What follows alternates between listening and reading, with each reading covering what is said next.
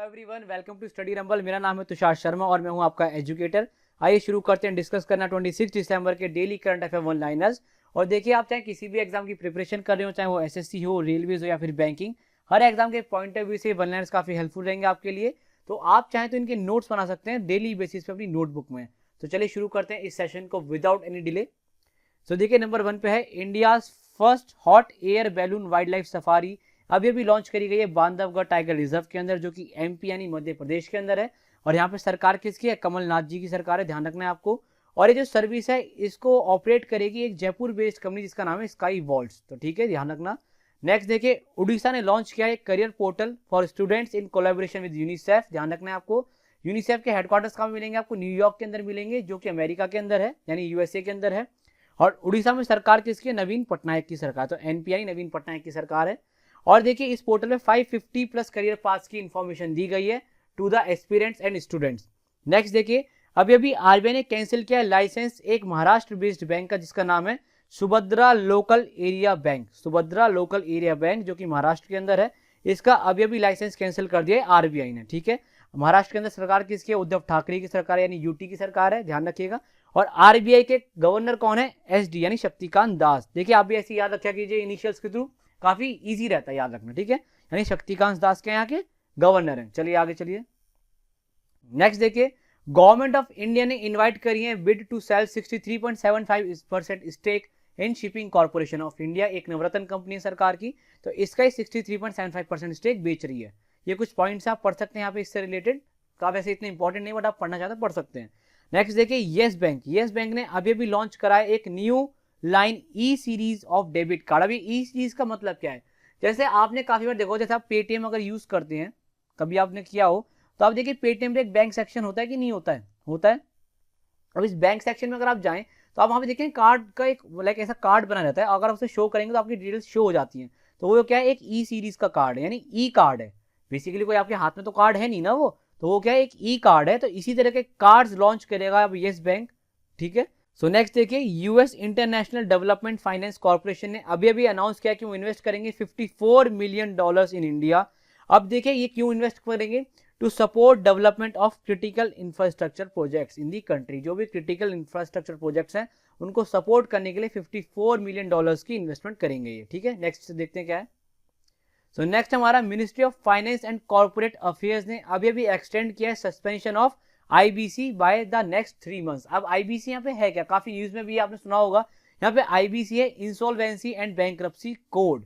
तो इसका जो सस्पेंशन है अभी 3 महीने के लिए और टाल दिया गया है। सो नेक्स्ट है हमारा फास्टैग को मैंडेटरी कर दिया गया सारे व्हीकल्स के लिए फ्रॉम जनवरी 2021। तो आपको ध्यान रखना है किस महीने से इफेक्टिव है ये? जनवरी 2021 से। तो नेक्स्ट है हमारा देखिए, एनसीडीसी ने साइन किया एक MOU with S Vyasa to set up yoga wellness centre across India. अब ये एस व्यासा और एनसीडीसी है क्या? तो देखिए, एनसीडीसी यहाँ पे हमारा national cooperative development corporation, and S Vyasa क्या है यहाँ पे? एस व्यासा है हमारा स्वामी विवेकानंद योगा अनुसंधान संस्थान। ठीक है, चलिए नेक्स्ट देखते हैं क्या है। सो नेक्स्ट देखिए, वेरी वेरी इंपॉर्टेंट, अभी अभी ओएनजीसी ने कमीशन किया है India's 8th hydrocarbon producing basin in West Bengal. काफी इंपॉर्टेंट है, ध्यान रखिएगा। नेक्स्ट देखिए हमारा very very important, Thawarchand Gehlot. कौन है ये? हमारे सोशल जस्टिस एंड एम्पावरमेंट के क्या है? मिनिस्टर है। सोशल जस्टिस एंड एम्पावरमेंट के मिनिस्टर है। और इन्होंने अभी अभी लॉन्च किया एक मोबाइल ऐप जिसका नाम है स्वच्छता अभियान। ध्यान रखना है आपको। सो देखिए, नेक्स्ट एक बुक है जो कि काफी इंपॉर्टेंट है। इस बुक का नाम है कोविड-19 सभ्यता का संकट और समाधान। देखिए, सभ्यता और का के बीच में गैप लगाना भूल गया हूं मैं, तो ध्यान रखिएगा। सभ्यता का संकट और समाधान, इसको लिखा है कैलाश सत्यार्थी ने। अब देखिए, इसलिए इंपॉर्टेंट है क्योंकि जो कैलाश सत्यार्थी, इन्हें नोबेल पीस प्राइज मिल चुका है। ध्यान रखना है आपको, नोबेल पीस प्राइज जीत चुके हैं ये, तो इसलिए काफी इंपॉर्टेंट है। नेक्स्ट देखिए, पीएम मोदी ने एक बुक को रिलीज किया जिसका नाम है Atal Bihari Vajpayee in parliament a commemorative volume. तो देखिए, पीएम ने रिलीज करी, इसलिए काफी इंपॉर्टेंट बुक है, तो ध्यान रखना है आपको। नेक्स्ट देखते हैं। नेक्स्ट देखिए, गवर्नमेंट ने अलाउ करी है free shooting of films at ASI sites. अब यहाँ पे एएसआई का मतलब क्या होता है? ऐसी साइट जो आर्कियोलॉजिकल सर्वे ऑफ इंडिया के अंडर आती है, लाइक कुतुब मीनार हो गया, हुमायूं टॉम्ब हो गया, ताजमहल हो गया। तो इस तरह की जो साइट्स हैं यहाँ पे फ्री शूटिंग अलाउ करी है गवर्नमेंट ऑफ इंडिया ने टिल 15 अगस्त 2021।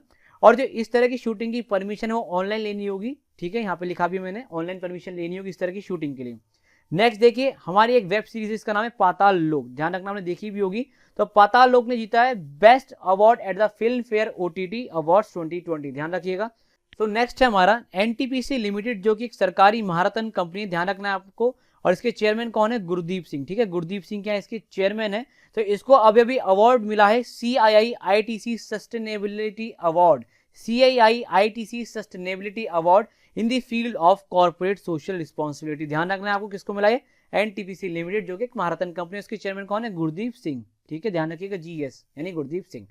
तो देखिए नेक्स्ट हमारा अभी अभी आर्या राजेंद्रन, जो कि केवल 21 साल के हैं, ये बनी है मेयर ऑफ तिरुवनंतपुरम। और ये इसलिए इंपॉर्टेंट है क्योंकि ये अब तक की यंगेस्ट मेयर बनी है एनीवेयर इन द कंट्री, यानी पूरी कंट्री में अब तक की यंगेस्ट मेयर है कौन? आर्या राजेंद्रन। ध्यान रखना आपको, आर्या राजेंद्रन। और आपको एक और चीज ध्यान रखने की, इन्हीं को अभी अभी इलेक्ट किया गया as a ward councillor from Mundwan Mughal. ध्यान रखिएगा।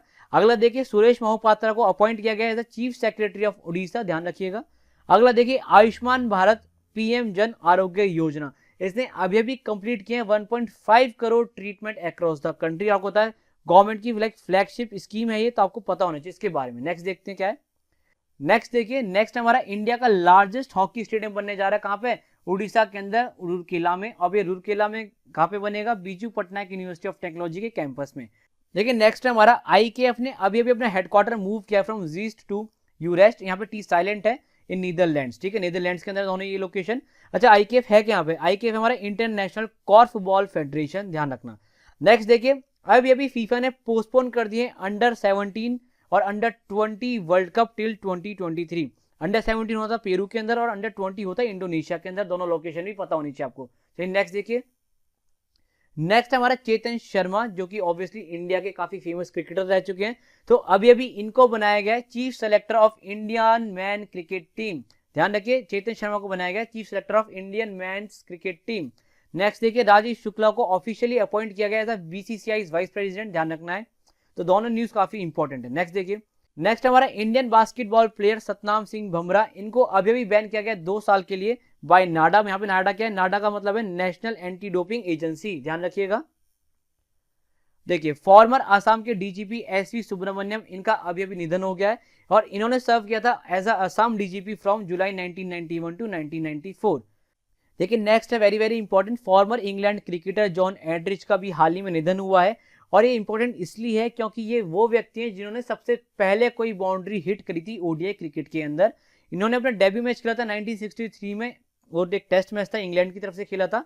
और इन्होंने टोटल 77 मैचेस खेले हैं और सबसे पहले ODI क्रिकेट में बाउंड्री लगाने वाले व्यक्ति भी ये थे। तो आपको ध्यान रखना है।